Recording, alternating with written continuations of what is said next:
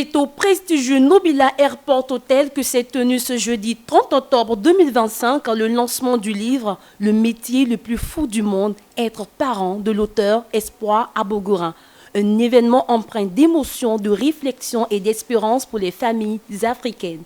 Une soirée riche en échanges autour de l'éducation, de la responsabilité parentale et de la reconstruction des valeurs familiales. L'écriture de ce livre a été un voyage tant personnel qu'universel. Une véritable exploration de l'une des expériences les plus fascinantes et complexes de l'existence humaine, la parentalité. Être parent est sans aucun doute l'une des expériences les plus enrichissantes, mais également l'une des plus éprouvantes que l'on puisse vivre. Dans les pages de cet ouvrage, j'ai voulu explorer non seulement les joies débordantes que l'on ressent en élevant un enfant, mais également les défis incroyables que l'on rencontre et l'absurdité parfois comique que nous rencontrons au quotidien dans ces rôles si précieux et si exigeants. Pour moi, ce livre n'est pas seulement un reflet de mes propres émotions et expériences, mais c'est aussi un hommage à tous les parents qui se battent jour après jour pour offrir le meilleur à chacun de leurs enfants. Mais comment devient-on parent? Et je crois que bien souvent, c'est quand on s'y attend le moins du monde que devenir parent devient notre réalité. Et subitement, le parent se trouve changeant de rôle, de personnage, il devient un personnage nouveau. Ce livre que je vous suggère fortement de lire apporte une part de réponse à ce que nous souhaitons, c'est-à-dire ce que chaque parent souhaite, voudrait pouvoir devenir.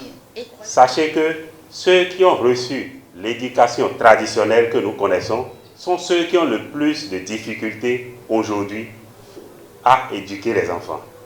Parce que nous sommes dans un monde qui est nouveau pour nous, qui n'est pas le nôtre. Donc, il faut s'adapter, se réadapter. Je nous exhorte, en tant que parents, qu'on ait fini de l'être, qu'on soit en début de folie ou pas, à nous approprier ce livre, à l'offrir à ceux qui en ont besoin, à le faire lire par même nos enfants qui sont des fous en devenir. Je vous remercie. De couleur verte. Donc dans ce vers, on va lire l'espoir. Pas du renouveau, mais de la parentalité. Dans l'ouvrage de 113 pages, il y a 6 chapitres. Et chaque chapitre plante le décor. Je dis plante parce que lorsqu'on commence chaque chapitre, on se retrouve en phase avec une autre thématique. Et toutes les thématiques rejoignent l'idée. Comment être parent, comment être bon parent. Et un bon parent, c'est celui qui arrive à concilier et son être et l'être qu'il a devant lui. Et l'être qu'il a devant lui, il le découvre, il le redécouvre à chaque instant. Donc, chaque partie de l'ouvrage nous permet de recréer cette connexion. Une connexion, et je le disais à l'entame, que le texte est facile à lire. Parce qu'elle n'a pas cherché à être dans la grandiloquence, elle a cherché à être plutôt dans l'éloquence. Ça rime bien. Et dans son éloquence, nous avons pu repérer certaines parties. Nous n'allons pas lire tout l'ouvrage. Nous n'allons pas vous dire tout ce qui est dans l'ouvrage. Sinon, vous n'allez pas chercher à le découvrir. Mais il y a certaines parties qui sont à lire et à vous lire. Lorsque je prends à la page, je l'ai marqué, à la page 22, elle dit, comme autre conseil, conseil numéro 2, gardez à l'esprit qu'il y a des aspects de la vie que vous ne pouvez pas maîtriser, mais d'autres sur lesquels vous avez pleinement le contrôle. Ça semble être évident, mais ce n'est pas aussi évident que cela, parce que cela permet de recréer à chaque instant, comme je le disais, le contrôle, le contact avec l'enfant, avec votre enfant ou avec vos enfants. Je prends encore une autre page. Et je lis les conflits entre vos enfants, votre enfant et vos enfants, sont inévitables. Mais la manière dont vous les abordez peut renforcer ou affaiblir la relation enfant-parent, parent-enfant. C'est à vous de choisir la voie de la compréhension et du soutien. Un moment interactif a permis au public d'aller plus loin dans la compréhension de l'œuvre. L'auteur, avec sincérité et conviction, a partagé sa vision d'une parentalité consciente et bienveillante. J'ai trouvé que c'était beau de laisser quelque chose pour la postérité. Indépendamment de ça, cette deuxième raison-là découle sur une raison très grande pour moi. C'est celle de mon contact constant avec les enfants et les parents. Je reçois beaucoup de parents en consultation, que ce soit les mamans ou les papas. Ils avaient beaucoup de douleurs enfouies en eux. Ils avaient du mal en fait à l'extérioriser. Donc j'ai trouvé vraiment prioritaire et utile, que dis-je, j'ai trouvé juste de remettre les choses dans leur contexte et de pouvoir expliquer aux parents qu'ils peuvent eux aussi être les amis de leurs enfants, qu'ils ont eux aussi été enfants et qu'il y a un langage adapté à son enfant. Déjà les écrans, d'après toutes les recherches jusqu'à ce jour, sont normalement proscrits pour les enfants de 0 à 6 ans. C'est interdit. Les écrans de téléphone ne sont pas des noms 2.0 ou des noms 007 pour les enfants. Je sais que c'est compliqué. Je sais que ça peut être contraignant pour les parents. Parce qu'à un moment donné, on se dit, oui, voilà, bon, quand il est devant, il ne m'embête plus, je ne suis plus en train de crier. Mais il y a des parents qui connaissent ça. Et écoutez, vous voyez, ce silence-là, quand il y a des enfants dans une maison et qu'on entend ce silence-là, qu'est-ce qu'on fait? On est paniqué parce qu'on se dit qu'il y a quelque chose qui ne va pas. Et donc, j'ai pour habitude de dire aux parents, les enfants, ça bouge beaucoup, ça fait beaucoup de choses. Il faut leur trouver des moments de dépense d'énergie et des jeux éducatifs. Si vous mettez ça à leur disposition, que les jeux sont adaptés à ce qu'ils aiment, ils vont s'y plaire.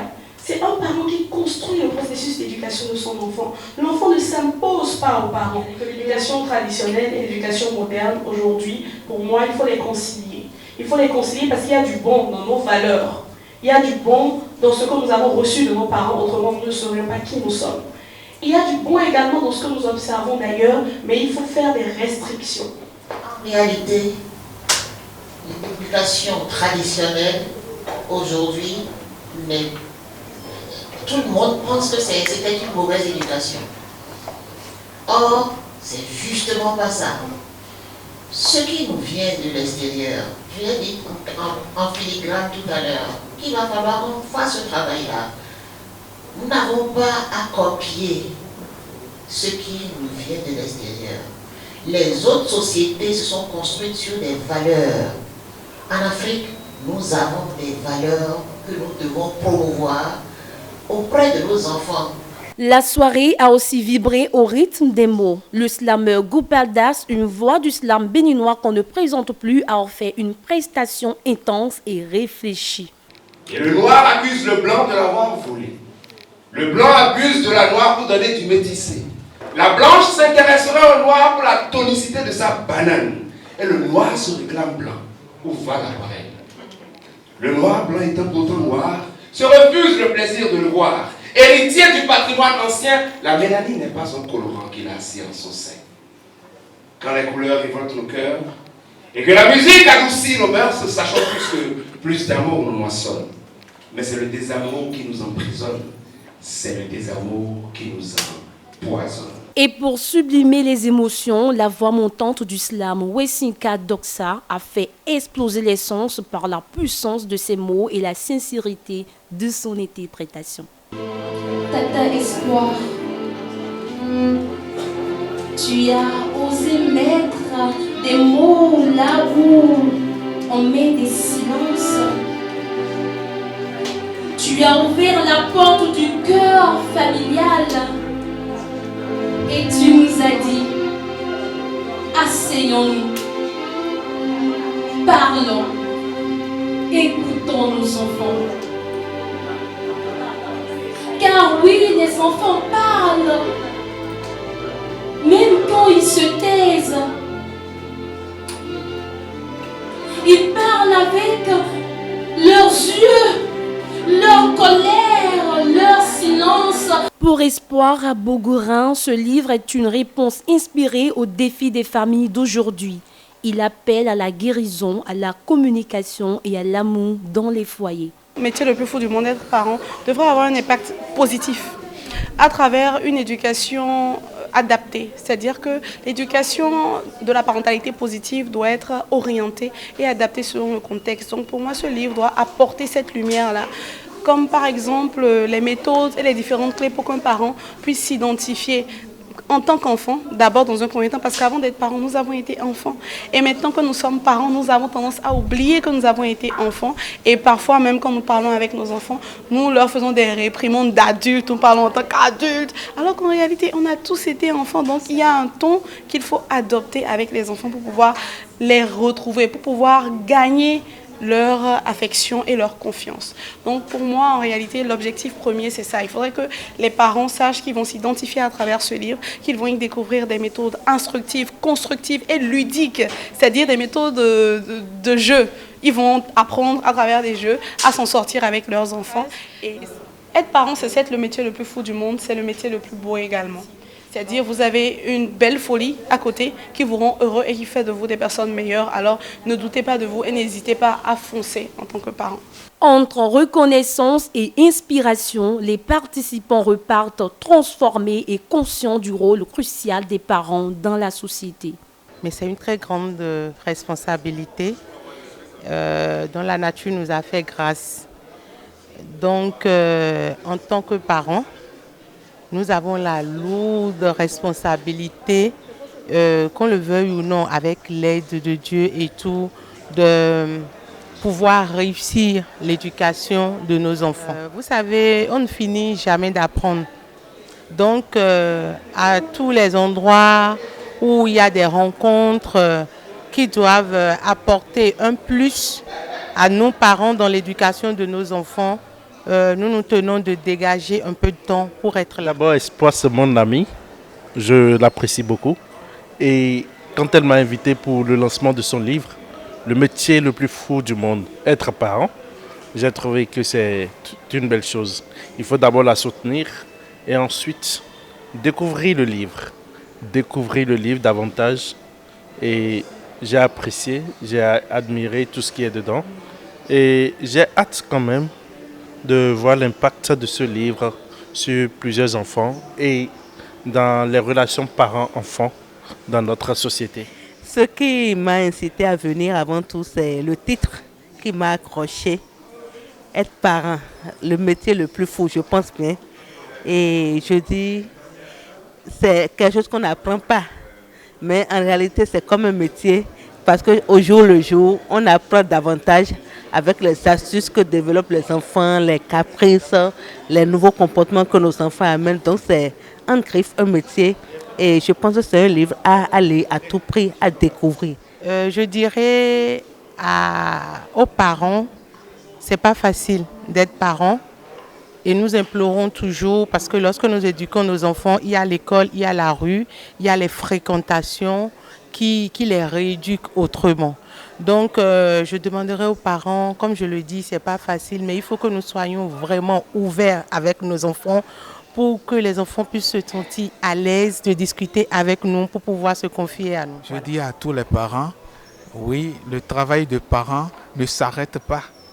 Même si vous êtes parent d'un enfant qui a 10, 20, 30, 40 ans, le travail ne s'arrête pas. Lisez l'ouvrage et vous allez comprendre que ça continue d'évoluer parce que ça vous recrée la connexion entre vous et vos enfants.